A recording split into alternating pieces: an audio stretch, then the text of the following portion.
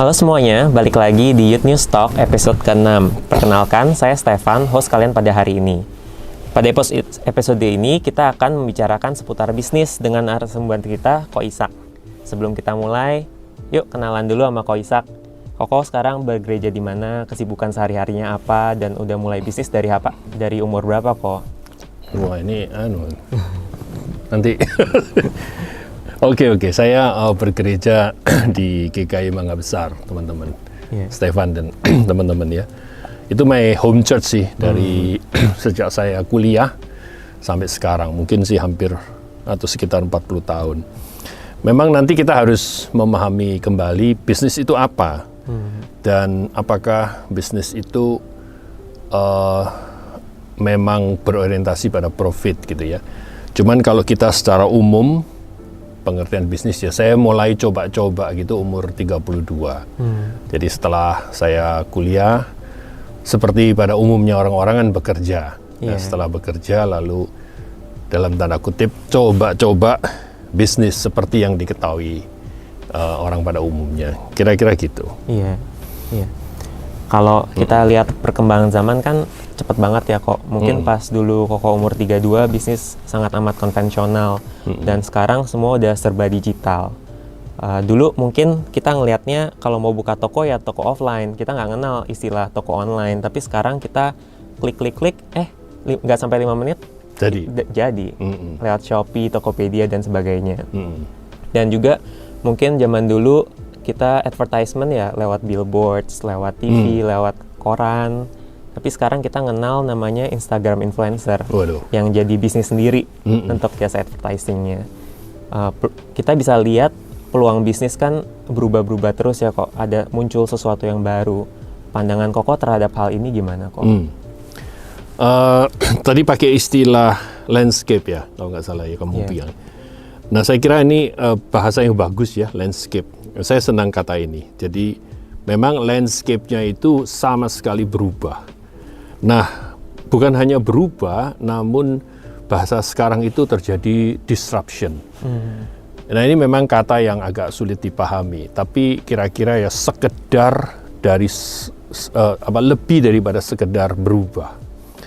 Nah, kata ini memang dipopulerkan di Indonesia oleh pengajar dosen di Universitas Indonesia, Profesor Renald Kasali, gitu ya. Jadi dia menjelaskan bahwa ini lebih dari sekedar shifting, lebih dari sekedar changing, cuman ada sesuatu yang mendasar pada bagian paling dasar. Jadi kalau kita bisa kalimatkan, mungkin begini, ada sesuatu yang secara radikal itu berubah. Perubahannya sampai kita itu nggak pernah bayangkan bahwa itu jadi seperti hari ini. Nah itu barangkali yang gambaran yang kamu tanya berkaitan dengan terjadinya perubahan sampai terjadi online gitu ya. Misalnya transportasi. Orang heran sekali, dia tidak punya mobil, tidak punya sopir, tidak punya perusahaan service center, tapi dia bisa penyedia jasa transportasi terbesar di dunia ya. Misalnya Uber gitu ya, misalnya Grab gitu. Atau di Indonesia misalnya yang kita kenal sekarang kita mau pesen-pesen barang. Atau di Amerika ada perusahaan otomotif gede, General Motors, Ford, lalu Chevrolet. Lalu tiba-tiba muncul sebuah perusahaan yang berpikir bahwa bahan bakar tidak diperlukan, tapi pakai energi listrik. Lalu muncullah Tesla, ya. Lalu Tesla dibeli sama satu orang yang bukan bisnis otomotif, tapi dia sebenarnya bisnis alat pembayaran, PayPal. Itu si Elon Musk. Akhirnya dibeli itu Tesla, dan Tesla meraksasa jauh lebih besar dari perusahaan otomotif manapun. Dan akhirnya baru-baru ini kita tahu dia beli Twitter misalnya ya. Jadi ini memang perubahan yang disruption itu melompat dahsyat luar biasa. Dan salah satu memang yang paling dahsyat itu hadirnya online. Di China pernah ada satu perempuan gitu ya, itu namanya Via, atau pernah dengar nggak? Belum. Usianya 30 tahun. Nah, si Via ini di China dikenal sebagai Queen of Live Streaming. Nah, baru-baru ini dia kena denda. Dendanya tok itu 210 juta US dollar. Kira-kira dendanya tok itu 3 triliun. Nah, berapa gede bisnisnya sehingga dendanya aja 3 triliun gitu ya. Jadi memang ini luar biasa. Nah, bulan April kemarin di majalah Ekonomis itu bilang bahwa nilai influencing digital ini nilainya itu kira-kira 7 triliun US dollar. Itu kalau dirupiahkan kira-kira 100.000 triliun rupiah. Nah, kita punya APBN itu kira-kira ya 3.000-an. Berarti nilai bisnis influencing melalui online saja itu bisa 30 sampai 40 kali lipat dari anggaran negara kita. Berarti memang peluangnya dahsyat. Nah, ini nggak pernah terpikirkan, kan ini bukan grafik yang linear, tapi dia lompat luar biasa. Disruption. Nah, orang nggak bisa jelaskan kenapa demikian. Paling dia bisa menghadapinya. Lah, inilah dunia yang kata kamu tadi itu, landscape-nya itu berubah. Tapi perubahannya dahsyat ya, total gitu. Radikal, kira-kira gitu. Nah, persoalannya memang orang punya peluang pasti kan. Cuman ini sekedar orang lihat gini, ini sekedar ada peluang atau memang ada sesuatu yang lebih penting daripada hanya peluang itu sendiri. Kayaknya itu yang kita pikirin daripada hanya sekedar, wah peluangnya memang itu tak terhitung ya sekarang ini ya. Kira-kira gitu, Van. Kalau menurut Koko sendiri, apakah mereka melihat suatu problem baru mereka mikirin ide itu, apa mereka terpikirkan ide itu dulu baru akhirnya masuk ke kayaknya bisa nih dijadiin bisnis gitu? Contohnya gimana misalnya? Maksudnya tadi kan kita ngomongin tentang disruption ya. Oke, disruption. Terus apakah disruption itu terjadi karena kayaknya ada something nih yang needs yang nggak tersatisfy, yang kayaknya sebagai seorang businessman kita bisa satisfy itu. Iya. Atau mungkin lebih ke dari pengalaman pribadi kita, dari resources yang kita punya, dari skill set yang kita punya, kita terpikirkan, kayaknya kita bisa nih bisnis ini dengan apa yang kita miliki sekarang gitu. Untuk disruption itu memang dua hal saya rasa. Pertama, bisa seperti itu, maksudnya dia mencari bahasa sekarang itu apa painful-nya gitu ya. Misalnya gini, painful-nya bahan bakar kendaraan itu adalah energi. Nah, energi itu problemnya apa? Problemnya itu dia polusi, karena dia kan batu bara, dia energi fosil. Lalu orang berpikir ini kalau gini terus menerus, maka ini problem. Lalu dia orang berpikir bagaimana ya painful ini diatasi. Lalu dia berpikir mengenai electricity energy. Lalu dia bikin mobil listrik. Bisa dengan cara begitu. Tapi bisa juga sesuatu yang sebetulnya nggak bisa terjelaskan. Tiba-tiba begitu. Ya, tiba-tiba begitu. Kepikir nggak misalnya Amazon ya? Kita dulu beli buku setengah mati, apalagi kita di Indonesia kan mesti import buku. Waktunya lama, harganya mahal, kena pajak. Dan buku itu ya tebel begitu ya, menu-menuin rak ya. Tiba-tiba itu terjadi disruption. Jadi dalam waktu singkat kita bisa mengakses bukan jutaan, itu saya kira miliaran judul dalam waktu singkat. Lalu terjadilah orang bisa beli any place, anytime. Misalnya Amazon misalnya gitu ya. Bisa begitu. Saya kira sih either one gitu ya. Sekarang juga ada Amazon Kindle ya kok. Nah, makanya memudahkan banget. Sangat ya. Baca pakai Kindle sekarang. Jadi buku itu sudah mulai lenyap ya. Disruption dah. Cara baca kita disruption juga ya. Kalau dulu pas kuliah bisnis, pasti kan kita diajarinnya ya kita harus bikin bisnis plan dulu yang komprehensif. Baru kita menjalankan setelah plan itu udah bulat lah. Tapi apakah prakteknya seperti itu juga kok? Apakah kita harus membuat rencana yang komprehensif dulu baru kita jalan, atau kita melangkah aja langsung? Bisnis plan ya. Bisnis plan tentu kita nggak bisa ngomong bahwa bisnis jangan ada plan. Cuman belakangan ini rasanya ada sesuatu yang mungkin mendahului planning. Gitu ya. Jadi apa itu yang mendahului planning? Mungkin kalau orang berpikir bisnis, bolehkah kita pakai dengan kalimat begini? Business beginning with why, gitu ya. Bisnis itu mulai dengan mengapa. Nah, pertanyaan ini boleh ditanyakan oleh setiap teman-teman yang mau memulai apa yang disebut dengan bisnis. Padahal nanti kalau kita bicara bisnis itu belum tentu bisnis itu terkotak-kotak ya. Dulu kalau kita mengatakan orang sekolah, kuliah, kerja, lalu setelah kerja punya pengalaman, lalu create bisnis. Tapi batasan itu sekarang sudah tipis sekali, bahkan nggak ada. Orang bisa bisnis dulu, setelah itu dia sekolah lagi. Orang sambil sekolah sambil bisnis, orang tanpa sekolah lalu bisnis, kemudian sekolah. Jadi ini batas-batasnya sudah cair. Tapi anyway, mungkin orang perlu bertanya gini, why gitu loh? Kenapa dia bisnis? Ini jarang ditanya ya, kebanyakan kita ikut-ikutan atau kita melihat sesuatu.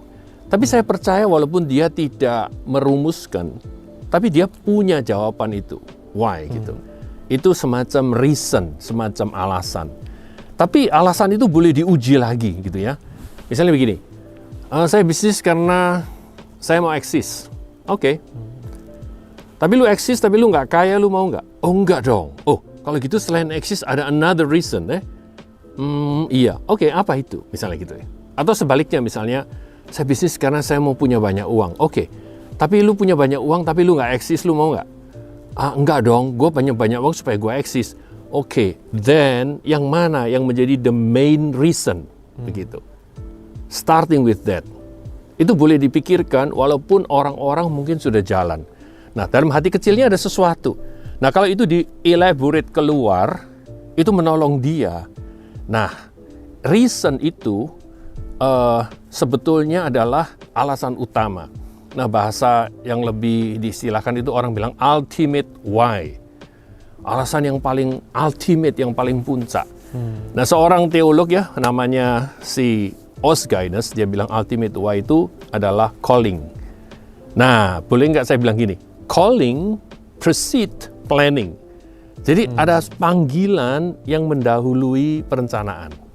Seolah-olah dia, gue bikin rencana ini, modalnya berapa, gue mau bisnis apa, distribusinya gimana, pakai online, pakai apps, gue beli dari online shop, jual lewat online shop juga. Tapi anyway, di baliknya itu ada sesuatu yang kalau dia mau jujur, what is the reason? Gitu. What is the ultimate why? Nah, itu menjadi calling. Ketika callingmu itu memang menjadi orang yang eksis atau orang yang kaya, terkenal, dan kamu bisa beli apa saja, that's become your calling. Tapi siapa tahu ada calling-calling yang lain yang barangkali kalau kita penang-penang pikirin, itu ada sesuatu yang bisa muncul. Kenapa kamu bikin bisnis itu? Nah, the calling determine the planning. Jadi calling itu yang menentukan kalau begitu gue bisnis apa, ya, dengan siapa, lalu bagaimana, berapa banyak, dan cara style saya untuk running this business plan itu saya kira driven ultimately by the calling itself. Nah, kita anak-anak Tuhan, kita tahu barangkali calling kita sesuatu yang berbeda ya. Iya. Kamu pernah bisnis? Dulu pernah. Why? Ikut keluarga. Nah, kalau gitu kalau gue tanya sama lu, kenapa kamu bisnis? Mungkin alasan pertamanya waktu itu selesai kuliah, bantu keluarga. Oke. Iya. Oke, that's become maybe your calling. Iya. Dan dari situ kan kamu bikin planning, no? Bagaimana supaya ini bisa bantu keluarga ya. Iya. Dengan bisnis yang ada, dengan skill set yang aku punya, bagaimana aku bisa memajukan bisnis ini. Iya. Mungkin dari yang calling yang Koko bilang itu ya. Iya, belakangan dulu nggak pernah kepikir ya. Pokoknya running as it is. Tapi saya kira belakangan kalau kita teliti lebih dalam, kalau kita tanya, nanti kelihatan, ketahuan, waktu bisnis itu maju dan berkembang. Itu kelihatan itu jati dirinya. Sebaliknya sama, kelihatan waktu bisnis itu misalnya tidak berkembang, stagnan. Atau kelihatan waktu bisnis itu misalnya tidak berkembang, dia instead of growing, dia bisa shrinking gitu ya, mengerut. Nah, itu kelihatan apa callingnya dia itu seperti apa. Nah, sampai disitulah sebetulnya the nature of the businessman is seen gitu ya, terlihat. Iya. Kalau kita ngomongin soal calling sama passion itu, apakah is it the same or is it two different words? Ya ada kaitannya saya rasa ya. Karena kalau ultimate why itu berarti seluruh desire-nya, seluruh passion-nya, seluruh energinya, fokusnya lari di situ. Maka kelihatan kan kalau orang calling-nya sesuatu dia tinggalin yang lain. Ya, kalau calling-nya dia cari sesuatu itu, yang lain itu menjadi terpinggirkan, nggak terlihat. Ini yang menjadi tujuan yang paling utama yang mau capai. Tidak ada alasan yang lain menggantikannya. Ya jelas passionnya pasti ke situ. Jadi nanti kelihatan itu. Nah kita bisa melihat ketika bisnisnya orang-orang itu berkembang maju ya, dalam tanda kutip orang sukses begitu. Nah biasanya pada saat-saat seperti itu kita bisa melihat sebetulnya seperti apa orang itu. Gitu. Iya. Aku pernah dengar mungkin dua pandangan perspektif yang berbeda ya kok. Maksudnya kalau mungkin kita di zaman 2000-an ini kan kita sering dengar namanya kita cari passion kita apa, kita kuliah berdasarkan itu. Dan akhirnya bekerja juga sesuai dengan passion kita. Which is related to our calling juga kan kok. Tapi mungkin kalau generasi-generasi, let's say my parents gitu, mereka berpandangan kita bekerja karena kita mencari nafkah dan apa yang ada di depan mata itulah yang kita kerjakan gitu. Jadi kita nggak ngelihat apa kita suka atau enggak. Kan itu something a very two different poles kan kok. Kalau menurut Koko terhadap dua perspektif yang berbeda ini gimana kok? Apakah bisnis itu ini ada peluang, aku kerjain bisnis ini karena ini menghasilkan gitu, atau ya kita melakukan bisnis ini karena ya we enjoy it gitu, it's our passion gitu.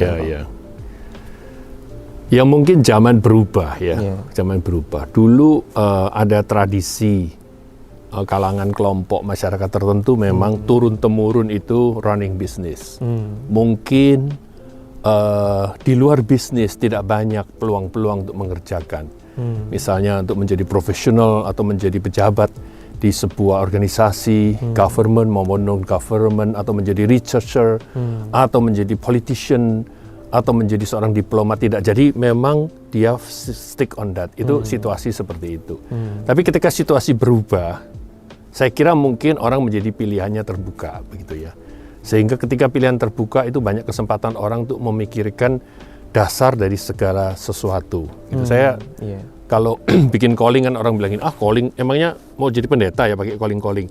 Nah kadang-kadang saya pakai istilah itu namanya square one. Square one itu adalah basic yang pertama. Orang kembali ke situ ketika sesuatu itu dikerjakan dan mencapai hasilnya. Dia melihat kembali kepada yang pertama.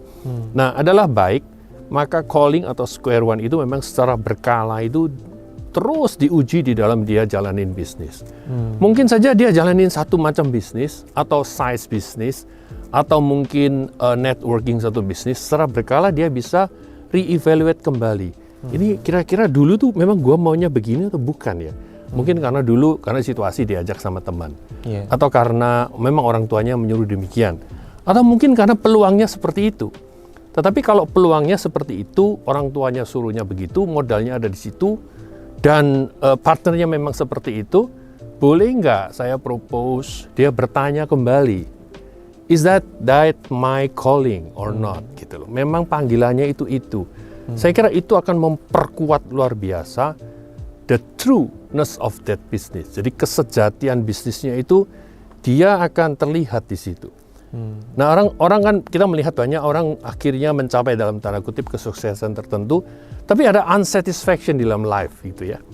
Kenapa ya saya seperti itu? Seperti uangnya kurang, seperti tidak cukup terkenal, tapi ada sesuatu yang dia rasanya tuh belum jangkau. Sebaliknya, ada orang yang bisnisnya itu biasa-biasa saja sebetulnya, running as usual.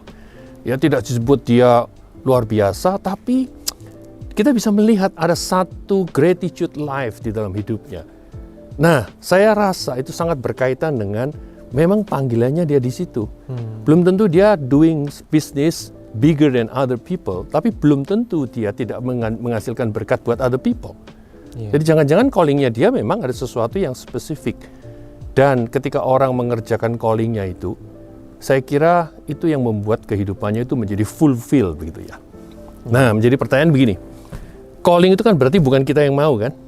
Berarti seseorang yang memanggil dari luar kan, outside from out. Apa yang memanggil kita? Kalau yang memanggil kita ketenaran, saya kira ketenaran.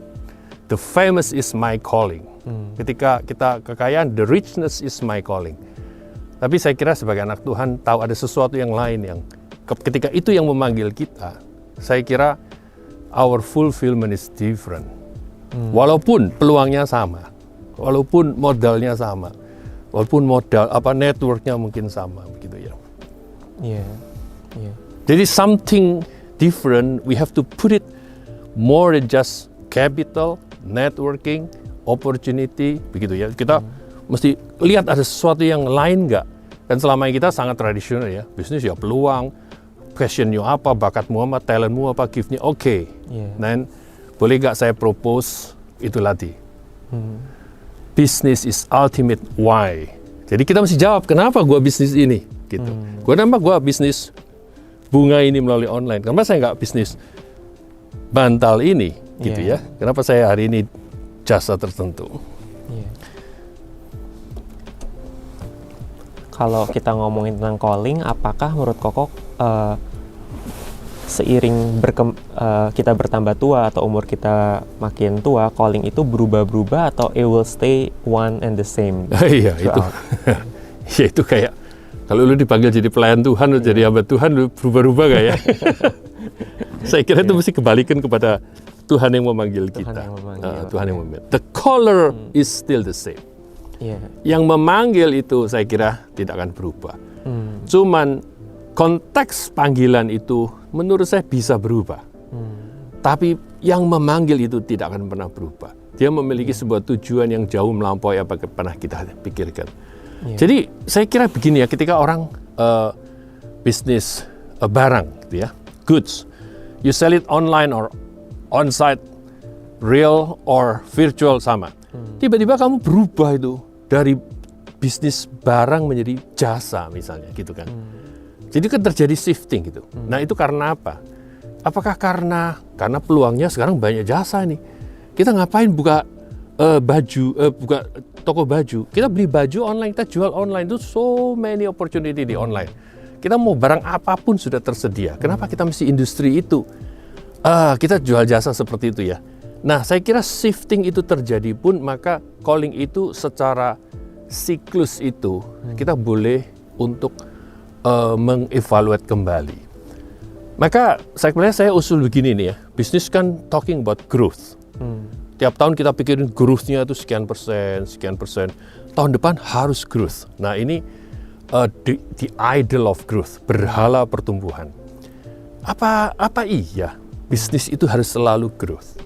Apa ada sesuatu yang lain yang lebih penting daripada growth? Boleh nggak bisnis itu sekali-sekali rest, misalnya gitu ya? Kalau tidak mau rest, finally pandemik membuat nyaris begitu banyak bisnis yang terpaksa harus rest. Dia ditekan, di pressure untuk rest, untuk memikirkan ulang. Nah, boleh juga tanpa harus melalui pandemik kan kita bisa di tengah-tengah siklus bisnis itu untuk re-evaluate, reimagine our calling. Misalnya jangan-jangan memang bisnis itu semakin bergerak sehingga sudah deviate from our first calling. Sehingga kita perlu berhenti sebentar. Saat berhenti kan bisnis bisa mandek, bisa stagnan. Nah tempat seperti itu mungkin bisa memikirkan ulang. Rather kita pulang ke calling awal. Atau siapa tahu ada sebuah renewing ya, panggilan yang diperbaharui kembali. Kamu tuh dulu bisnis ya, kan dulu mau bantu orang tua, kan gitu. Ya benar nggak itu, gitu ya. Tapi misalnya kamu tidak pernah ketemu dengan orang tuamu yang katanya kamu mau bantu, saking kamu sibuknya bisnis, mungkin keliling Indonesia atau keliling luar negeri, kita nggak pernah ketemu selama 2-3 tahun. Jangan-jangan bukan ini yang kamu mau kan? Masih ingat kan waktu itu kan kamu mau bisnis karena mau helping family. Tapi family merasa kok kamu jadi jauh ya. Nah jangan-jangan memang perlu berhenti sebentar untuk memikirkan ulang panggilan-panggilan di ultimate why itu. Barangkali. Dan new planning, new opportunity saya kira akan menyertainya kok. Begitu. kalau kita ngomongin bisnis kan banyak pandangan ya kok. Ada yang bilang kayak Koko dulu, kita bekerja dulu, habis itu baru ada opportunity kita buat bisnis. Berarti kan kita udah matang, baru kita mulai bisnis. Tapi sekarang ini startups kan isinya anak muda semua. Anak muda, iya. Langsung terjun selesai kuliah, bahkan sebelum pas masih kuliah atau masih SMA udah mulai. Iya. Dua pandangan ini menurut Koko gimana?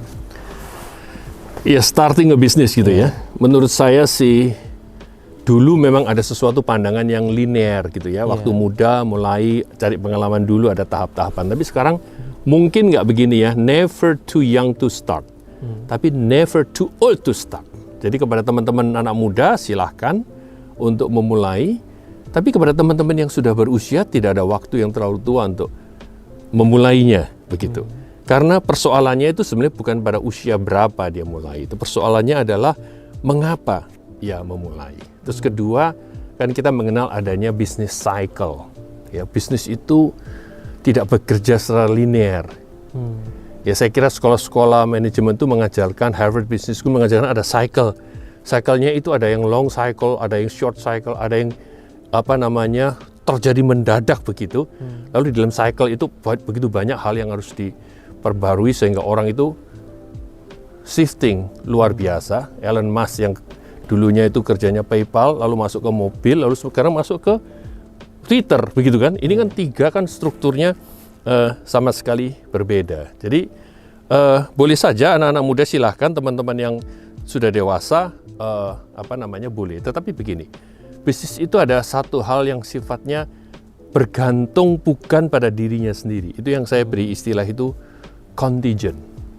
Contingent itu artinya bahasa sederhana itu dependence, gitu ya. Bisnis itu tidak independence. Bisnis itu tidak begini. Saya udah ada modal, ada perencanaan, ada network, ada bimbingan orang tua, saya dulu berdoa juga, ini pasti berhasil karena tracknya itu terlihat jelas. Tapi dia contingent. Contingent itu dia bergantung kepada begitu banyak hal. Bahkan ada seorang, itu namanya Klaus Schwab ya, dia mengatakan ini interdependence. Jadi satu dengan yang lain itu saling bergantung. Bukan saya saling bergantung sama dia, tapi saling bergantung dengan yang lain. Jadi karakter dependence itu menyebabkan sebetulnya usia itu memang salah satu. Tetapi bukan satu-satunya, bergantung juga. Jadi misalnya, not just the age, but the maturity misalnya ya, kematangan gitu. Sejauh mana dia siap untuk gagal atau siap untuk berhasil. Misalnya ada orang yang siap untuk gagal, nggak ada masalah, gua gagal berhasil lagi, gua akan coba lagi. Tapi ada orang yang dia tidak siap untuk berhasil, ketika dia berhasil itu runtuh seluruh jati dirinya. Jadi this dependency itu luar biasa besar. Yang kedua juga ada bisnis itu begini, dia bukan hanya bergantung dengan umur, tapi dia itu memasuki wilayah yang saya sebut itu uncharted territory ya, sering orang sebut. Jadi dia itu masuk wilayah yang sama sekali dia tidak tahu ini seperti apa, besok seperti apa. Nah ini yang sedikit membedakan, misalnya kalau dia tiap bulan dia bekerja lalu tiap bulan mendapatkan upah gitu ya, remunerasi, salary gitu. Oh tahun depan, bulan depan dia udah dapat. Begitu dia bisnis, dia masuk ini bulan depan bisa atau tidak bisa. Setidaknya dia bergantung kepada satu, itu namanya proyeksi. Tapi proyeksi adalah proyeksi. Ya, proyeksi itu tidak pernah sesuatu yang disebut pasti. Ada satu orang bernama John Kenneth Galbraith gitu ya. Dia bikin satu kalimat gini, proyeksi itu membuat tukang ramal semakin bergengsi. Jadi sebenarnya proyeksi itu semacam ramalan gitu. Kira-kira ya bulan depan kamu punya growth sekian. Actually kita masuk wilayah yang uncharted territory, tidak pernah terpetakan. Bahasa sederhana itu uncertain. Nah, pada situasi seperti itu sebetulnya dia dependence, ya, bergantung kepada sesuatu dari luar dirinya sendiri. Nah, kesadaran bahwa seorang businessman is always a dependent people, ini sebetulnya penting. Nah, tinggal kepada siapa kita bergantung. Kalau dia bilang gini, I'm always depends on my business network. Nah, maka dia bergantung pada business network. Kalau dia I always depends on my experience atau my family capital, maka dia bergantung pada itu. Tapi kalau dia I'm dependence always or something that much bigger than me. Nah, maka dia bergantung kepada sesuatu yang jauh lebih besar dari dirinya sendiri. Karena dia memasuki sebuah wilayah yang uncertain. Gitu. Iya. Oke. Berarti bisa disimpulkan kalau kita mau mulai umur berapapun nggak telat gitu ya kok. Iya. Sama pas kita mulai, kita bergantung pada siapa nih gitu. Betul. Menurut saya itu lebih penting ya daripada pakai usia umur. Memang secara lihat orang melihat bahwa younger better misalnya gitu ya. Tapi older always better juga. Nggak apa-apa, mulai aja menurutku. Ya, karena sebetulnya bisnis itu kan creating added value buat banyak orang. Ya, kenapa dia tidak lakukan kalau tercipta banyak nilai-nilai tambah buat orang lain? Iya. Kalau untuk sebuah ide yang kita mau lakukan untuk bisnis gitu ya kok. Apakah ada satu formulasi tertentu ide ini bakal berhasil nih gitu kita tahu. Kalau misalnya ada, gue juga mau itu ya.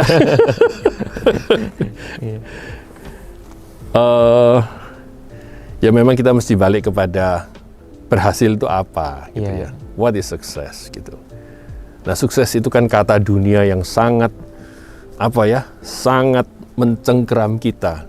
Sepertinya kita sekolah, kita bekerja, kita bisnis, kita berkeluarga, kita berorganisasi harus sukses begitu. Nah, kalimat ini memang harus ditinjau ulang ya. Saya kira Alkitab sangat jarang menggunakan kalimat ini. Kalau ada biasanya orang ambil dari Mazmur 1 itu, apa saja yang diperbuatnya berhasil gitu kan. Dan Mazmur 1 bilang berbahagialah orang yang tidak berjalan menurut jalan orang fasik gitu, yang tidak berdiri jalan orang berdosa, yang tidak duduk dalam kumpulan pencemooh, apa saja yang dilakukan berhasil. Tapi sebenarnya konteks dari Mazmur 1 itu kan adalah fruitful. Ya, dia bukan successful, tetapi dia berbuah, menghasilkan hasil yang bukan hanya untuk dirinya sendiri, sesuatu yang buat orang lain. Jadi saya kira kalimat successful ini harus diterjemahkan ulang, dan sehingga dengan demikian orientasi orang untuk gagasan ide bisnisnya itu dia berorientasi kepada sesuatu yang benar-benar seperti itu, bukan just not for himself gitu. Kesuksesan yang bukan sukses pada, kan biasanya kita ngelihat sukses itu dari monetary value ya kok. Iya betul. Tapi ini kita harus ngelihat dari segi yang lain, fruitfulness itu. Iya, mestinya si anak Tuhan begitu. Mestinya anak Tuhan begitu. Iya. Kalau kita mulai bisnis kan pasti ada bisa gagal atau bisa bisnisnya jalan terus gitu kan kok. Iya. Apakah kalau gagal itu berarti ya memang calling kita bukan di bisnis gitu kok? Apa mungkin kita harus mikirin ulang nih, whether business is a thing for me atau kita harus berpindah kayak jadi profesional aja gitu. Oh, oke. Memang sepertinya kita harus melihat kembali ya kegagalan, keberhasilan itu dipersempit, jangan dipersempit kepada sesuatu yang dunia anggap begitu ya. Walaupun kita tidak bisa lari daripada itu gitu ya. Orang melihat itu. Tapi sebetulnya ada sesuatu yang lain yang melampaui perakiraan atau cara dunia melihat. Yaitu sebetulnya dia harus mengukur diri di hadapan siapa. Ya, saya kira tadi kan you sudah bilang monetary successful itu kan itu yang menjadi patokan dari orang. Iya. Ya. Nah, saya kira itu pandangannya tidak melihat ada begitu banyak sisi-sisi di sini yang lain. Jadi kalau misalnya ya secara keberhasilan finansial dia seolah-olah gagal, tetapi kan itu satu. Bisnis itu kan siklus. Ya, cycles. Dia tidak linear begitu tuh. Dia sebetulnya di dalam jangka waktu yang panjang kita bisa melihat itu volatile, up and down. Berarti orang yang katakanlah secara monetary value itu belum gagal, belum tentu tidak akan gagal. Sebaliknya, orang yang sudah pernah gagal belum tentu dia gagal terus. Jadi cycle itu selalu menjadi pertimbangan kita. Nah, dalam cycle itu kan orang bilang apakah dia berpindah bisnis, apakah dia meneruskan, apakah dia menghentikan, memulai dengan baru dan segala macam. Tetapi ini dilihatnya bukan pada titik di situ kalau saya melihat, tapi dilihat kembali kepada callingnya. Nah, sampai disitulah dia membuat evaluasi yang lebih komprehensif, bukan sekedar value. Kita bisa melihat begitu banyak ya kasus-kasus yang orang mengatakan gagal. Itu kasus misalnya ketika Steve Jobs itu keluar dari Apple Incorporated. Itu waktu zaman sebelum keluar iPhone dan segala macam kan. Waktu itu masih zaman Macintosh yang lama. Orang mengatakan hari itu mungkin Steve Jobs gagal barangkali. Ya, seperti itu. Nah, waktu Elon Musk itu memulai juga orang bilang mobil listrik sudah pasti gagal. Nah, kita menilai dia itu waktu itu atau waktu sekarang. Jadi not at a time. Jadi biarkan saja menurut saya orang menilai itu, tapi penting bagi bisnismen untuk back to his calling untuk melihat kembali. Nah, kalau callingnya itu perlu direvisi ulang, saya setuju. Ya, callingnya dilihat ulang saya setuju. Tapi bisa juga calling itu bisa terjadi dia dimantapkan kembali. Oh, ketika itu mantap ya saya kira kegagalan tidak terlalu banyak mempengaruhi dia. Jadi successful story itu saya kira harus dilihat ulang ya di dalam segi bisnis. Karena ini zaman itu berubah total kan. Kita hanya menilai keberhasilan hanya pada satu titik masa tertentu saja. Setelah lewat sekian tahun itu sudah berganti lagi. Iya, benar kok. Never eternal, benar kan? Kalau untuk anak-anak youth yang sekarang udah mau selesai S1 atau lagi S1 nih, pasti kan dia mikirin masa depannya gimana ya kok. Terutama mungkin mereka yang kuliahnya bisnis atau manajemen atau accounting. Menurut Koko, bagaimana untuk menentukan apakah calling kita, oke, aku mau kerja di perusahaan, atau enggak deh, calling gue bisnis gitu kok. Ya perlu waktu ya. Dia perlu takes that time, pay the time for confirm his calling. Dia perlu waktu untuk mendalami, menggumuli. Kita bisa menolong juga anak-anak muda untuk mendampingi dia gitu ya, untuk mencari sebetulnya apa panggilannya. Tetapi apa yang mau dilakukan, either dia sebagai karyawan profesional di perusahaan besar atau perusahaan kecil, atau dia mau coba-coba bisnis kecil online offline, itu sebenarnya kan hanya cara untuk implement his calling. Jadi mari kita menolong dia untuk bukan menemukan apa yang kamu mau kerjakan atau bisnis apa yang kamu lakukan, tetapi apa yang menjadi panggilan kamu sehingga yang dia kerjakan atau either as a businessman atau sebagai profesional ini sebetulnya adalah sebuah ekspresi untuk menyatakan esensinya. Dan anak-anak muda sekarang ada kok itu. Banyak para idealis anak muda kan. Ada sekelompok anak-anak muda yang kepinginnya itu lihat misalnya Crazy Rich gitu. Tapi banyak anak-anak muda yang rela pergi meninggalkan tempatnya untuk pergi tempat-tempat yang betul-betul tidak ada nilainya sepertinya gitu ya. Yang sulit menempuh kehidupan yang sulit hanya untuk mengekspresikan apa yang menjadi keinginan dia, which is dalam bahasa kita adalah calling dia. Jadi saya kira itu seperti itu. Kedua, kan sekarang banyak anak-anak yang gap year. Gap year juga pilihan yang baik ya. Tidak harus gap year misalnya gap month atau gap weeks gitu. It takes misalnya 4 weeks off atau 2 weeks off atau 1 week off gitu. Hanya untuk mempertanyakan kembali, dan mungkin kita senior-senior yang sudah ada boleh menolong, mendampingi dia untuk ngobrol-ngobrol gitu ya. Di dalam dia melepaskan segala untuk membicarakan sebetulnya apa itu callingnya. Nah dari situ akan keluar kok sebetulnya bagaimana caranya, either bisnis. Kalau tidak, maka yang dia mau lakukan ada sekedar yang dia lihat terlalu pendek ya, short gitu ya. Hari ini orang jadi YouTuber, ya ikut jadi YouTuber. Apakah YouTuber salah? Ya pasti tidak. Tetapi kalau dia ikut-ikutan orang menjadi YouTuber, lalu dia jadi YouTuber, saya kira itu perlu dipertanyakan. Begitu. Apakah dia mau jadi social influencer, media social influencer, is also good. Cuman kenapa dia mau jadi media social influencer? Misalnya dilihat begitu banyak itu negative influencing terjadi. Saya mau bikin a positive influencing. Oke, terus bagaimana? Nah, segala macam begitu. Balik lagi, ultimate why-nya apa ya kok? Hari ini kita udah bicara banyak sama Ko Ishak tentang disruption, tentang ultimate why, tentang uncharted territories. Dan bisnis juga as a life calling and ministry kita ya kok sebagai anak-anak Tuhan. Sebelum kita menutup, mungkin dari Ko Ishak ada pesan-pesan yang Ko Ishak mungkin mau sampaikan untuk anak-anak youth yang sedang menjalankan bisnis atau hendak memulainya. Kalau saya boleh propose, saya propose satu istilah namanya liminal. L-I-M-I-N-A-L, L-I-M-I-N-A-L. Ya, liminal itu adalah akronim dari life, ministry, calling, gitu ya. Yeah. Jadi business as a life, sebagaimana bisnisku, sebagaimana itulah hidupku.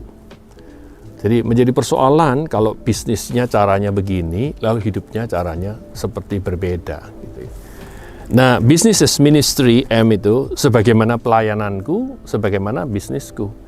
Nah, kalau orang mengenal pelayanan saya seperti ini, harusnya dia mendapati bisnis saya karakternya seperti itu. Begitu. Kalau dia menemukan sesuatu yang berbeda, tentu ada persoalan di situ.